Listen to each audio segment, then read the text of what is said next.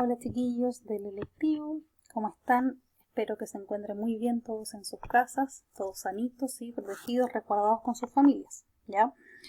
Bueno, en este primer video vamos a trabajar lo que fue la guía que fue enviada la semana pasada, que es la confección de una ficha de lectura, que algo alcanzamos a trabajar en clase, y les pediría que fueran en su momento ordenados con las guías que vamos enviando, vaya numerándolas si quiere, porque después, cuando volvamos en algún momento, las vamos a utilizar, ¿bien? Entonces, vamos a retomar algunos elementos principales. Escogí este programa porque se puede proyectar guías, power, videos, subrayar, ¿cierto? Etcétera, etcétera. Entonces me parece muy útil, ¿ya? Entonces vamos a confeccionar nuestra ficha de lectura. Voy a retomar la guía que estábamos haciendo en clases, que era acerca de la adicción a las pantallas, ¿ya? Porque acá tengo el solucionario. Entonces quiero que usted vaya corrigiendo lo que escribió de esa guía que ya tiene que estar terminada con lo que tenemos acá. Bien, la fuente la habíamos hecho en clases, que pusimos el link esa vez, el autor que aparece señalado ahí, Daniel Halper, ¿cierto? Y el link del estudio. En la contextualización recuerda que usted debía colocar el tema, y eso también lo había avanzado en clases, que está ahí, ¿cierto? El estudio que analiza el efecto de las pantallas y redes sociales por el área de la neurología, su efecto en el cerebro. ¿Ya? Recuerde que eso lo vimos en clase. ¿Qué tienen que tener cada uno de estos elementos en su respuesta? Luego, las ideas principales. Aquí voy a proyectar más grande. Tenemos aquí 4. Recuerde que debía ser una por párrafo. ¿Ya? Entonces, la hiperconectividad acarrea efectos negativos para la sociedad, afecta el cerebro, como sale ahí, se puede considerar una adicción y el contacto con la naturaleza ayuda a solucionar las adicciones. Recuerde que por cada elemento que está acá tiene que tener, ¿cierto?, una idea por párrafo, y cada párrafo siempre desarrolla una idea principal que generalmente se presenta al comienzo del párrafo. Bien, citas relevantes, aquí solo una, pero ojalá sea más de una. Hay evidencia científica que considera que las pantallas y las redes sociales son cocaína electrónica. Usted se preguntará, ¿por qué es principal? Porque precisamente esa es la propuesta del autor. Eso es lo que él va a defender. Por lo tanto, evidentemente, es una de las citas más relevantes. Las preguntas de lectura, aquí hay 3. ¿Qué produce la exposición a las pantallas y redes sociales? Que la respuesta que da el texto es la adicción.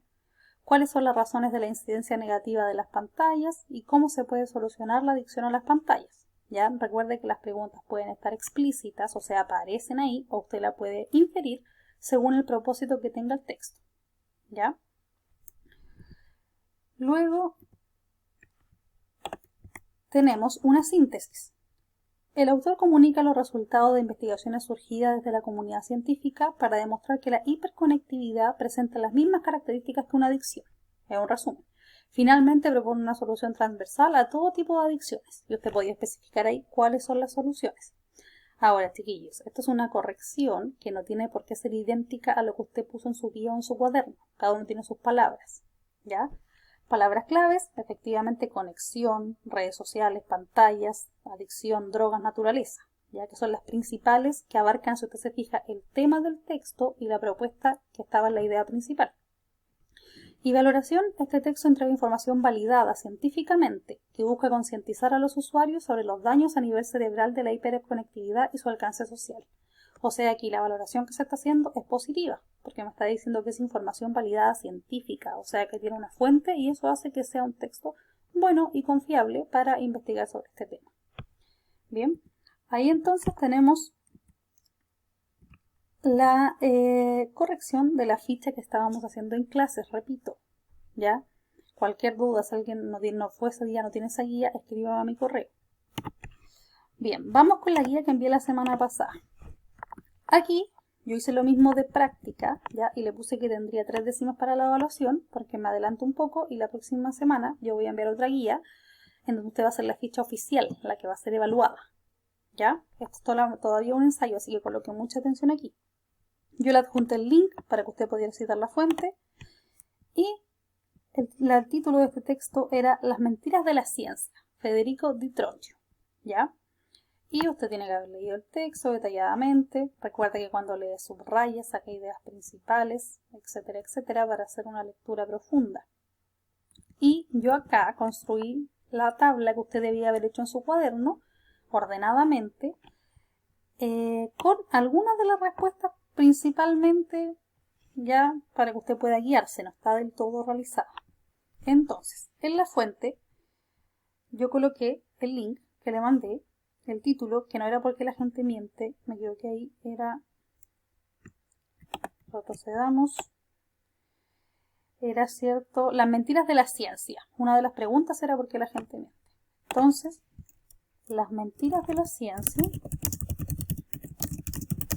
y el nombre del autor. Usted tiene que colocar eso en la fuente. Recuerden, chiquillos, que en clases vimos lo que tiene que tener cada elemento.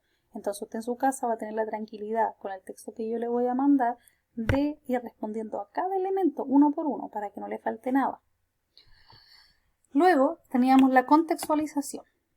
Contextualizar es decir el tema, ¿ya? Porque la gente miente, porque mienten los científicos, estudiado en el área de la ciencia y la ética, porque él decía que iba a ver los temas morales de la gente también, y se busca descubrir los orígenes de la mentira, que eso estaba en el primer párrafo, no lo inventé yo, ¿ya? Aquí está. La finalidad del libro centra su atención en los orígenes de la mentira. Entonces ahí tengo un objetivo, ¿ya? Ahí tengo las preguntas con las que se inició el tema. Bien, seguimos entonces.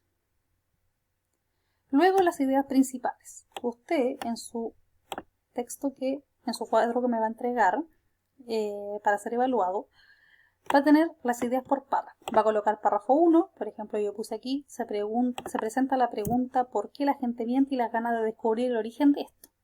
Párrafo 2. Definición de verdad y mentira. Y coloco, ¿cierto?, cómo definió la verdad. Párrafo 3. La verdad y el amor son esenciales para coexistir. La idea principal. Párrafo 4. El factor económico y demográfico ha incidido en la transformación del científico moderno. ¿Ya? Ojo, no me sirve si usted, por ejemplo, me coloca aquí párrafo 3. Habla del amor y la verdad. No. ¿Qué dice del amor y la verdad directamente? Como arriba, yo en el párrafo 2 puse definición de verdad y mentira. Si usted me coloca eso no va a estar todo correcto, porque si usted me coloca definición de verdad y mentira, quiero que me diga cuál fue la definición que dio el autor. Ya, entonces no me sirve simplemente que me diga qué es lo que hace en ese párrafo, sino cuál es el contenido directo de eso que está haciendo. Ya, son ideas, tampoco me coloque un texto enorme por cada párrafo. Bien, citas relevantes tenemos acá. Ya, aquí yo puse 2. Mentir es un severo y primitivo trastorno de carácter, pero básicamente un trastorno humano. Los animales no mienten. E inventé ahí un número, 2. ¿Ya? Usted me va a colocar el número exacto en el que aparece esa cita. Y luego, en comillas siempre, actualmente el científico se ve impulsado a engañar principalmente por su propio interés. ¿Ya? Ojo, que son citas relevantes porque abarcan el tema principal. El tema es por qué la gente miente o por qué los científicos mienten, y las dos se abocan a eso. ¿Ya? Entonces la cita relevante no es cualquier frase que le parezca bonita. Está asociada, ¿cierto?, a un tema principal o a las ideas principales. Bien, por lo menos 3 citas usted va a colocar.